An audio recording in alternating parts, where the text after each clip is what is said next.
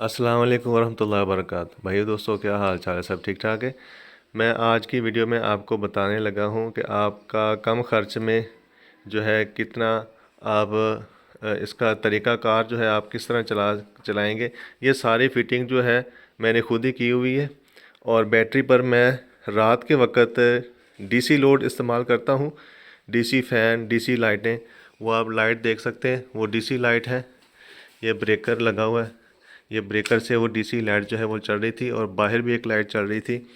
और ये DC load इस्तेमाल करने से पहले आपने बैटरी से तार उठा के पहले इसके अंदर लेके जानी है, फिर इससे आगे आपने डीसी लोड इस्तेमाल करना है। इस डिवाइस का ये फ़ायदा है, ये आपकी बैटरी जब 11 वोल्ट रह जाएंगी या 11 वोल्ट रह जाएंगे या 10.5 वोल्ट रह जाएंगे या करंट खुद ब खुद कट ऑफ कर देगी, आपकी बैटरी को बिल्कुल खाली नहीं होने देगी।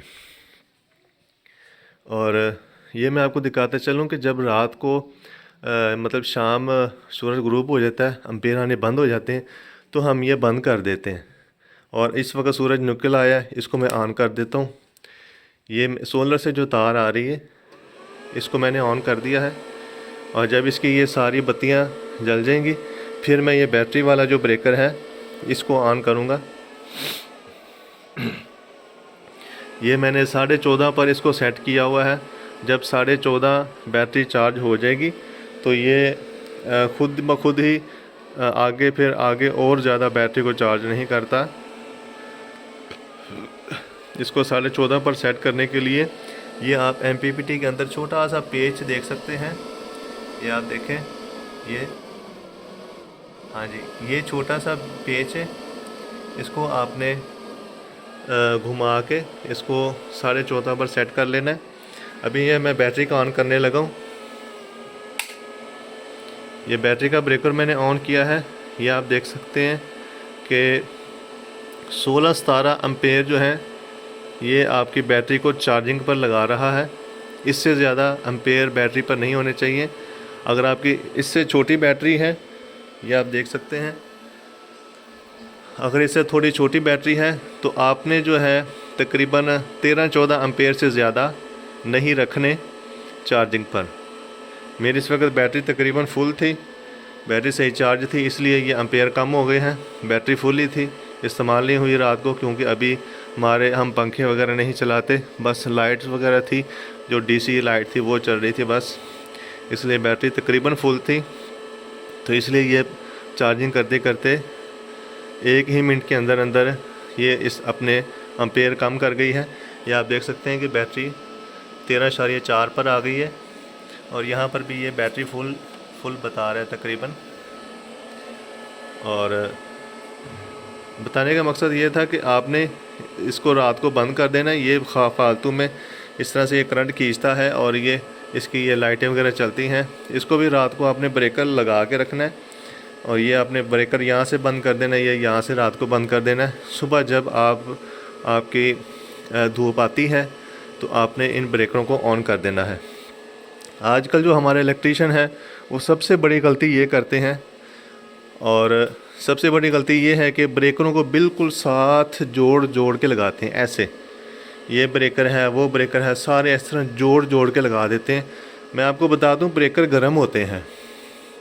अभी जिस तरह MPPT वालों ने अंदर फ़ैन लगाया हुआ है ताकि MPPT अंदर से गर्म ना हो, ठीक है। मैं कहता हूं कि अगर ये डब्बे के अंदर बंद करके अगर इनको लगाना है, ब्रेकरों को थोड़ा फासला देकर लगाएं और एक छोटा सा फ़ैन भी लगाएं ताकि ये जो ब्रेकर हैं ये ठंडे रहें। दोपहर के तकरीबन 12-1 बजे 2 बजे तक जो है ये ब्रेकर हल्के गर्म हो जाते हैं। पहले यहाँ पर मैंने डीसी ब्रेकर लगाया था सिर्फ 63 एम्पेयर का, जिस तरह कि ये 63 एम्पेयर का लगा हुआ है थॉमसन का। यहाँ पर भी मैंने 63 एम्पेयर का लगाया हुआ था, तो ये बहुत ज़्यादा गर्म हो जाता था, क्योंकि MPPT एम्पेयर को बूस्ट करके हैवी करके आगे बैटरी को चार्जिंग करता है, तो ये बहुत ज़्यादा गर्म हो जाता था। तो फिर मैंने 63 एम्पेयर का हटा के यहाँ पे 125 एम्पेयर का डीसी ब्रेकर लगाया है। अब ये गर्म होता है लेकिन बहुत कम गर्म होता है, हाथ लगाने पर हाथ लगाने देता है। जो पहले ब्रेकर था वो इतना ज़्यादा गर्म हो जाता था, उसको हाथ भी नहीं लगता था, इतना ज़्यादा गर्म हो जाता था। और ये आप देख सकते हैं ये बिल्कुल हवा में मैंने छोड़ा हुआ है ताकि ये गर्म ना हो, इसको हवा लगती रहे। ये MPPT के अंदर ये हवा यहाँ से खींच रहा है, यहाँ से निकाल रहा है। यहाँ से ये हवा जो है ये ब्रेकर के ऊपर महसूस हो रही है कि ऊपर से हवा इसको लग रही है, ये ठंडा रहेगा। और ये आप देख सकते हैं कि ये सारा सेटअप है। इंशाल्लाह आपको वीडियो अच्छी लगेगी। दूसरा मैं आपको बताता चलूँ कि ये जो मैंने वायरिंग इस्तेमाल की है ये वाइट कॉपर है। मुकम्मल जितनी भी वायरिंग लगी हुई है, DC वायरिंग जो है ये आगे जो DC वायरिंग घर के लोड के लिए इस्तेमाल मैंने की है। पंखे जो हैं फुल स्पीड चलते हैं DC वायरिंग से। एक वो एग्जॉस्ट फैन है वो भी DC है। ये सारी वायरिंग जो है ये आप देख सकते हैं, तार का कलर चेक करें। ये सारी वायरिंग जो है ये मैंने वाइट कॉपर इस्तेमाल की है। ये जो ऊपर सोलर से तार आ रही है ये भी वाइट कॉपर इस्तेमाल की है। जो बैटरी के साथ आगे जा रही है ये भी सारी वाइट कॉपर है। ये आप तारे देखें, ये भी वाइट कॉपर है। इसके अंदर गई है DC लोड चलाने के लिए, आगे ये लगाई है तार। ये सारी मुकम्मल वायरिंग जो है मैंने वाइट कॉपर जो लाट वाला माल होता है वहाँ से ये ख़रीदी है। बहुत अच्छी चीज़ है ये तारों का ये फ़ायदा है कि ये ज़्यादा गर्म नहीं होती। और ब्रेकर भी आपने हैवी वाले लगाने हैं, अच्छे वाले लगाने हैं। और बिल्कुल साथ जोड़ के ब्रेकर नहीं लगाने, थोड़ा सा फासला रखना है क्योंकि ब्रेकर हमेशा गर्म होते हैं।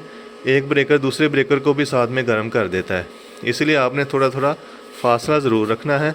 और इस तरह खुले लगाने, बिल्कुल बंद डब्बे के अंदर नहीं लगाने। गर्म होने के बावजूद इनको हवा थोड़ी लगनी चाहिए ताकि आपके ब्रेकर जो हैं हमेशा जब भी अगर कोई आग वगैरह छिड़ती है या कोई मसला होता है तो ब्रेकरों से ही आग छिड़ती है, ब्रेकरों से आग शुरू होती है। अल्लाह पाक हर भाई को नुकसान से बचाए। वीडियो को लाइक और शेयर कर दें। अल्लाह हाफ़िज़।